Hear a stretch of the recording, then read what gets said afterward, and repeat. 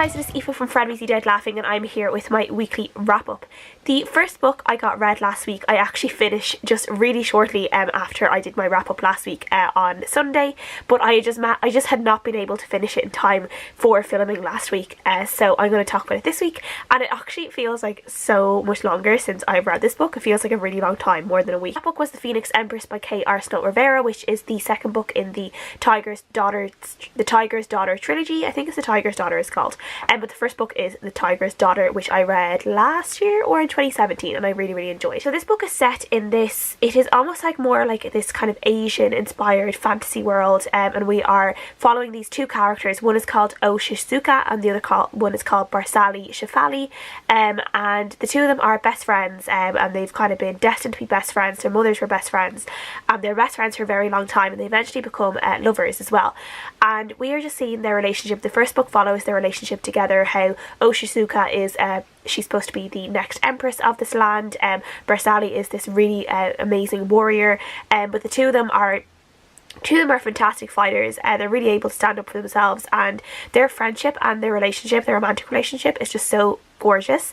And I really loved the first book, so I was really intrigued to find out what happened next after just some events in the first book, most of which was told through letter form. And in the second book it's a little bit different. We're not being told through letter forms, we're told through more stories.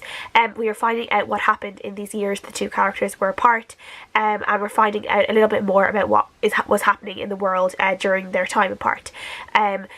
I actually felt really let down by this book, which is really annoying because I had specifically asked for it for review as well, and I hate when I ask for books that I'm really anticipating for review and then they just end up being disappointing. This book just felt really drawn out and slow to me. I just found it really hard to get into. I personally like Barsali Shefali better as a character than Oshizuka. I just prefer Shefali's, like, the way she tell stories, and I just think her character is better. And yeah, Oshizuka she doesn't really get my interest as much as Shefali, and I just found the story, I just found it really boring, to be honest. And even though we're being told the story about this really long battle, it takes so long to get to that battle and to figure out what is going on. It just was such a letdown for me, and I ended up giving it a 2.5 to 3 stars. It felt like a very low 3 stars, so probably more on a 2.5 scale, really. So yeah, I will be reading the next book, and hopefully that will be better. The next book I read was Norah Webster by Toibin. I did actually have a physical copy of this book, but I left it in work by accident. I meant to bring it home to be in this wrap up and I didn't. But this book is a very quiet book about this woman called Norah Webster who becomes a widow, and she suddenly is like she's not a wife anymore. She is the single mother now of these children. Her two older daughters are kind of grown, are in school and are quite independent, but she has two young sons who still depend on her for everything. And we just kind of see her kind of step out of her old life and into this new life, and she starts taking on more responsibilities, and she starts kind of changing in these little ways and becoming just this independent woman who is confident in herself and living the life the way she wants. And it's just this really interesting look at I think just society, and how, you know, there's just this really interesting thing where she's never alone after her husband dies, because people keep dropping in to see if she's okay. And then as she starts, like, she's quite an interesting character because she's very stubborn, and like, I think, like, if you knew her, she'd probably be a little bit of a wagon, a little bit of a battle axe, like, but at the same, she knows what she thinks, and she's not afraid to tell people what she thinks.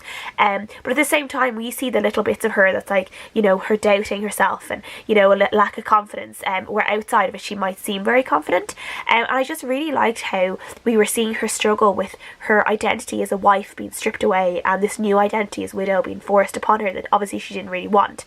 And we're seeing her deal with, like, just dealing with her family and dealing with money issues and getting a job again after years and years of being unemployed and just being a mother. And yeah, I liked it for the most part. It's a very slow book. It's a very quiet book. It's one of these books where nothing actually happens. We're just following this character. It's just a character exploration. There's no plot to it whatsoever.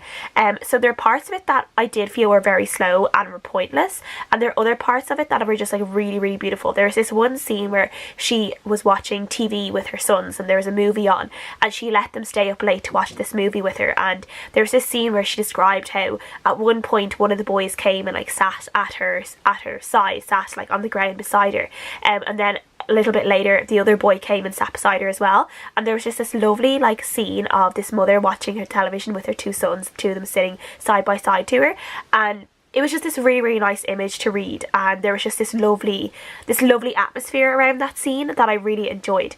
I will say for the most part her children were arseholes. Like her daughters were just like really judgy and just like not very nice to her, and I didn't really like them.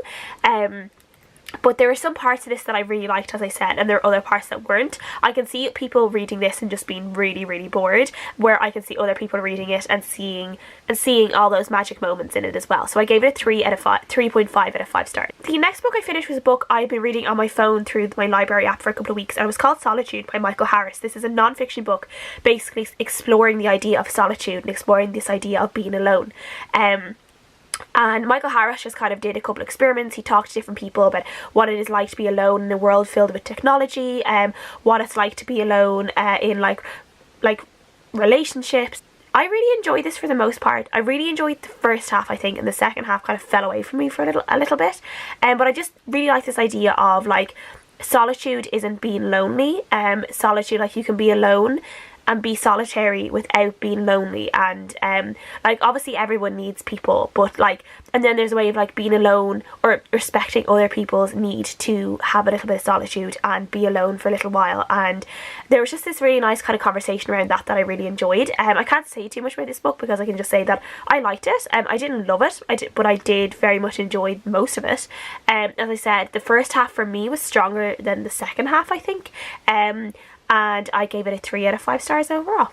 The next book I read was a random read for me because I decided I wanted to pick some audiobooks that were Irish, and I looked on my library app where I get my audiobooks, and I came across one called Academy Street by Mary Costello, and it sounded really, really interesting. And then when I went to mark it as currently reading on Goodreads, I realised I saw a different cover for it, and I realised, oh, I have this book, this is it here. This is the physical copy of it. As you can see, it's just a short story, and I've been meaning to read this. I picked this up last year during the Irish Readathon, I think, and I still haven't read it, and it's been one that's been like just forgotten on my bookshelf, and I'm really glad I read it now, and I'm really glad I've picked it up an audiobook because I feel like when I do go back to reread this in the physical format, I'll enjoy it even more. So this is another book that's a little bit like Norah Webster, where it's a little bit quiet and it doesn't have much of a plot. Basically just following the life of this woman called Tess, and we're following her from the time she's very young, around the time her mother dies. Her mother dies of TB, and we see her struggling with the death of her mother, but then eventually she moves on, and you know, she's growing up in Ireland, in this kind of like this era of Ireland where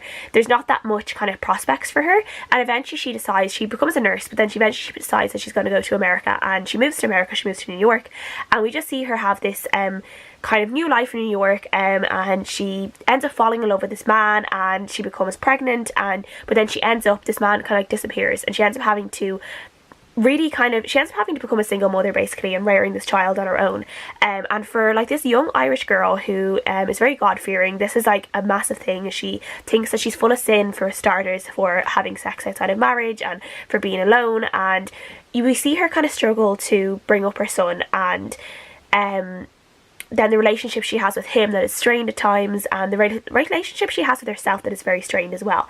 And Tess herself seems to always be like waiting for something to happen to her, but she's just living this very ordinary life. There's nothing extraordinary that's going to come and happen to her, because she's just, you know, she's just living her life. And it's just, there's just something really beautiful about the ordinariness of this book. And this entire book, Tessa's entire story, like she's a very solitary character, which is funny after talking about a book about solitude just there. But she's a very, very solitary character, that she isn't lonely all the time. There's times where you can see she craves some human attention, she craves the touch of a man, or, you know, the relationship with a man. But there's this tinge of loneliness throughout the book. There is this tinge of loneliness throughout the book, because she's so alone and because she's very much struggling by herself all the time. And she does end up having some really good friends. She does end up having a better relationship with her son. But yeah, it's just really interesting. There's just some really beautiful parts of this book that I really, really enjoyed. I really loved it on audiobook. I read it really quickly on audiobook. It was a really nice one to read on audiobook. And I gave it a 4.5 out of 5 stars overall. And I'm really excited to read this, reread this in a couple of years in physical format and see if I find it any different. But yeah, I just loved it. I really, really recommend this. It's just a beautiful, beautiful story. This book I officially finished reading this week was Persepolis Rising by James S.A. Corey, which is the 7th book in the Expanse series. This is the last book that is out at the moment, and then the next book is out the end of March.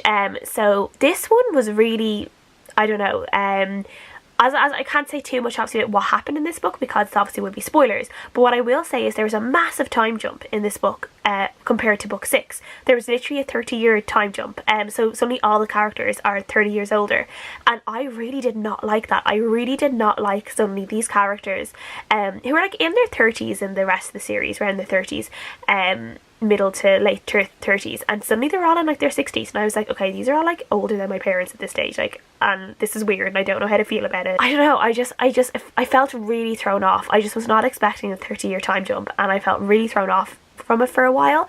And once I kind of accepted it, that obviously there was this time jump, they were older, and I just had to move on and get over it. I did enjoy the pace of the story. It was really quick as always. These books are always really quick reads. There's a lot of action in this. There's a lot of lead up for what's going to come next in the final 2 books, which is really exciting because I think the final 2 books are probably going to be really epic now, because this one there was a big kind of build up to what is going to happen next, and this book was action packed enough as it was as well. So yeah, I gave it a 3.5 out of 5 stars, just as I did feel that little bit kind of distanced from it at the start because of this time jump that I didn't really like. So 3.5 out of 5 stars. This book I'm reading this week that I'm literally almost finished, I'll finish it tonight, so I want to talk about it in this wrap up, is The Snapper by Roddy Doyle. As you guys saw this week, Roddy Doyle is a Irish author I have to read, and I went to the library yesterday and I picked up The Snapper because I was like, I'm going to, this readathon, I'm going to 100% read some Roddy Doyle. So this is about this really like normal Dublin family, and the oldest daughter announces that she's pregnant one day, and she's 20 years old. She's still living with her mum and dad and all her brothers and sisters, and she won't tell her mum and dad, or she won't tell anyone who the dad of the baby is. She's doing it by herself, and that's that. And it's just basically just this really funny, like The Snapper is this really, really popular movie in Ireland, and because this was adapted into a film, and most people would know the movie over the book, and it's just great. It's just this look at this family, this very ordinary family. A lot of like crazy things, like crazy ordinary things happen to them, like just the way they talk to each other. It's really, really Dublin. Leanne said a while ago that Roddy Doyle's humour is very Dublin, and I can see this. I don't think people who either don't know Dublin, the way Dublin people talk, and the way Dublin people joke with each other, I don't know if people outside of that would get this book and would like it, because even the way the dialogue is, it's like not in like, it's like the way the dialogue is, it's not normal dialogue either for a book, and it's told in this really kind of punchy scripty way, and yeah, I think like obviously I can read this and I can hear the Dublin accent, and I can hear exactly the way this family would all talk to each other, and the way how quick the back and forth would be. I would know that, and I think people who probably are not Irish, and even like people who aren't from Dublin in particular, don't know, haven't been around a lot of Dublin people, they probably wouldn't really be able to get this. So yeah, I think I'm probably going to give it a 4 out of 5 stars maybe, possibly 3.5 out of 5 stars. It won't be a 5 out of 5 stars. Like, I am enjoying it, but I'm not like, you know, head over heels in love with it either, but I do know the story really, really well anyway because of the movie, so I'm not going into this being like completely surprised by anything that happens in the book. But I am really enjoying finally reading a Roddy Doyle book, and I'm glad I've finally been able to tick him off that list. That's everything I've read this week. Please let me know what you guys think down in the comments as always, and I will see you guys again next time. Bye!